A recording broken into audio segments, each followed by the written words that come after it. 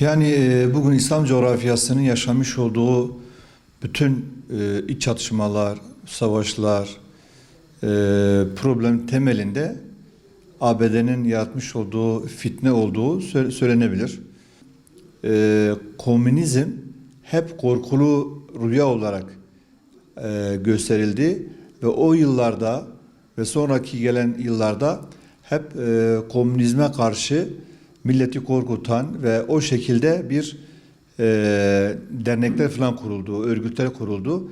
Yani emperyalizmin güler yüzü olarak Amerika bize gösterildi, Rusya ile korkutuldu. Ama ABD'nin o yıldan bu yana İslam coğrafyasına demir atması, yerleşmesi, işte askerlerin gönderilmesi ve şeylerin yapılması tamamıyla bu Rusya korkutulması üzerinde gelmişler. Mesela 1969'dan sonra Erbakan Hoca'nın siyasi alana çıkmasından sonra şunu hep söyledi.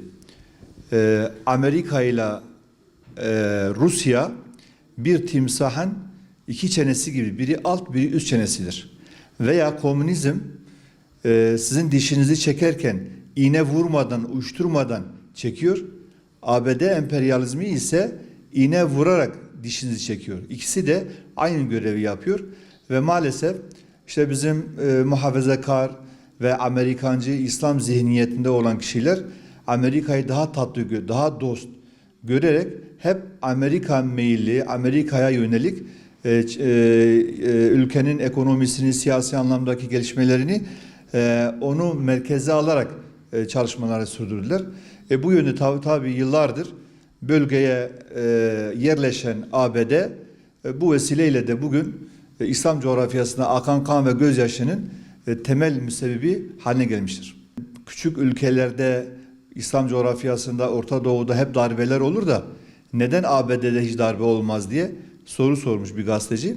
Demiş çünkü orada ABD büyükelçiliği yok.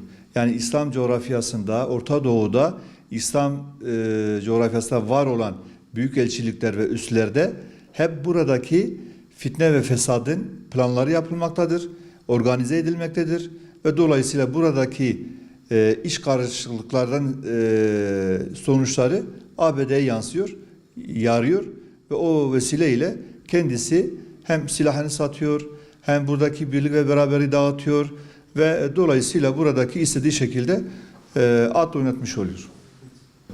Şimdi bu işin temelinde ne var? Esasında ABD'nin bölgede özellikle İslam coğrafyası ve Orta Doğu coğrafyasındaki bu kadar yoğunlaşmasının temelinde bir İsrail'in güvenliğinin sağlanması, Büyük İsrail Devleti'nin oluşması için zeminin oluşturulması, karşısında güçlü devletlerin olmasını engellemek, var olan güçlü devletleri, büyük devletleri parçalayarak küçük devletler haline getirip bunları daha rahat idare etmek, yönetmek ve sömürmek.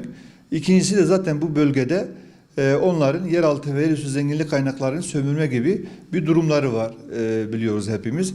İşte diyelim ki petrollerin ve doğalgazın veya bir de kendi uluslararası şirketlerin ürettiği malları bu bölgelere satmak.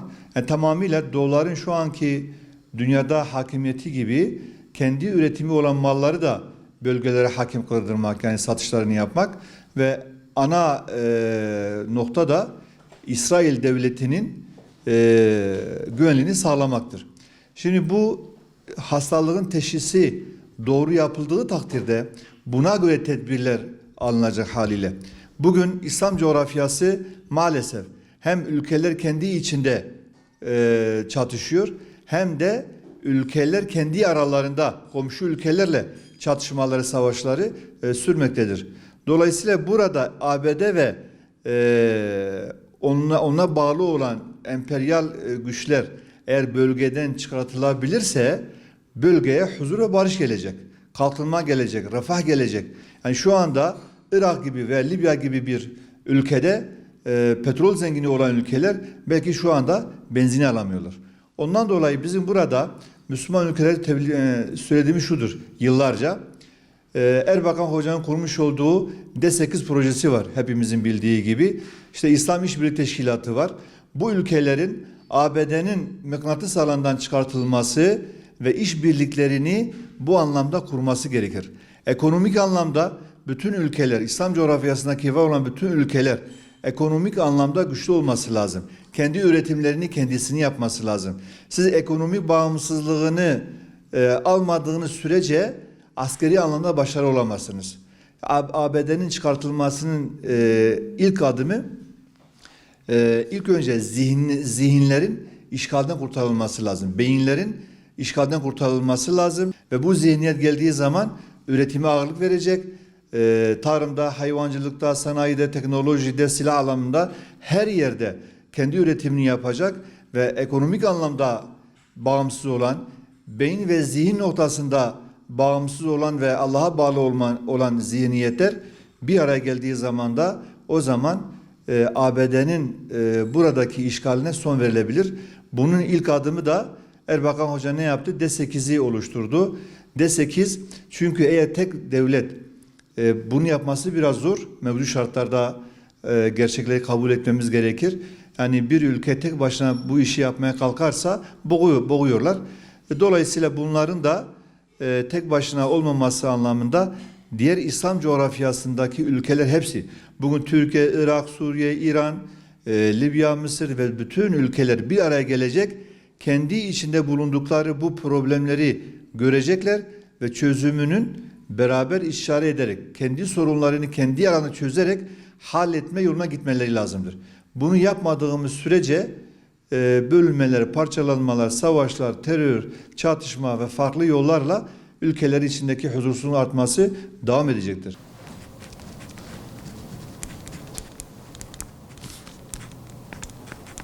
Öğrenmesini önemsiyoruz. Sanatlar alanında çalışan kendisi inşallah gelecekte kardeşimiz kendisi bizzat ümit ediyorum bunları söyleyecektir. Var olmasının temel gayesi de kendi kişisel menfaatleridir. Yani burada daha öncesinde Irak Savaşı'nı hatırlarsak, daha öncesinde diğer karışıklıkları hatırlarsak özgürlük getireceğim vaadiyle ya da işte ne yapıyorum ben kitle imha silahları arıyorum diye Irak'a girmişti. Fakat bunun tamamen bir yalan olduğunu kendileri de sonradan kabul ettiler. Bu temel hak ve özgürlükleri ihlal noktasında kötü niyetli olduklarının da bir göstergesiydi. Sonradan meselenin aslında petrol olduğunu, menfaatleri olduğunu zaten kendileri de ikrar ettiler ki halen de öyledir. Daha çok bu bölgede bir hegemonya oluşturup bu bölgeyi aslında karıştırmak istiyor. Kendi menfaatleri noktasında yani yeri gelince Türkiye'yi karıştırmak istiyor, yeri gelince İran'ı karıştırmak istiyor, yeri gelince Irak'ı karıştırmak istiyor, Suriye'yi karıştırmak istiyor. Orta Doğu'da işte İsrail'in güvenliği adı altında suistimal temelli birçok halleri gerçekleştiriyor. Elbette ki bu fiilleri özgürlük temelinde değil, zulüm temelindedir. Bu yönüyle Amerika Birleşik Devletleri'nin bu bölgeden çıkması hayati derecede önemlidir. Çünkü bir ülkenin aslında egemenliğinin ihlali niteliğindedir onların üsleri. Türkiye'de mesela hem burada hem de Kürecik, Malatya'daki Kürecik üssünü de kullanıyorlar ve bazen NATO şemsiyesi altında yine kendi üslerini. Zaten o haritayı mutlaka görmüşsünüzdür. Türkiye'nin çevresinde ve Orta Doğu'da yani çok aşırı bir şekilde üsleri var.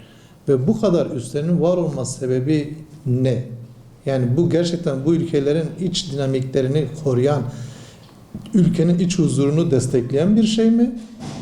Yoksa değişik bahaneler adı altında o ülkeleri hem bir dinleme hem de yeri geldiğinde tehdit noktasında 15 Temmuz'da hatırlarsanız İncirlik'ten kalkan bazı uçakların ve yakıt tanklarının bu olaya dahil olduğu yönünde somut veriler vardı. Bunu da dikkate aldığımızda her an itibariyle o ülkeyi de komşu ülkeleri de karıştıracak, o ülkeleri de zulüm yönünde kullanacak bir yapısı var. Bunu dikkate aldığımızda Amerika Birleşik Devletleri'nin bu üslerini kesin olarak kaldırılmasını istemek insan hakları bağlamında bir haktır, taleptir ve bizim de talebimizdir. Yani Amerika Birleşik Devletleri'nin buradaki varlığını ben tırnak içerisinde bir fitne olarak değerlendiriyorum. Yani bu fitne ne kadar uzak bir şekliyle buradan kaldırılırsa, çıkarsa daha hayırlı olur. Çünkü varlık sebebi dediğim gibi temel hak ve özgürlükleri korumak değil, kendi çıkarlarını ve o ülkeyi karıştırma temelinde hareket ediyor. Buralardan çıkması halinde birincisi dinleme yapıyor. Yani uzak yerleri dinliyor. O ülkenin iktidarından tut da her yerini dinleyebiliyor. İkincisi mesela radarlarıyla çok ciddi bir şekilde o ülkedeki her türlü askeri faaliyetten tutun da sivil havacılık dahil olmak üzere her şeyi izleyebiliyor uyduları aracılığıyla.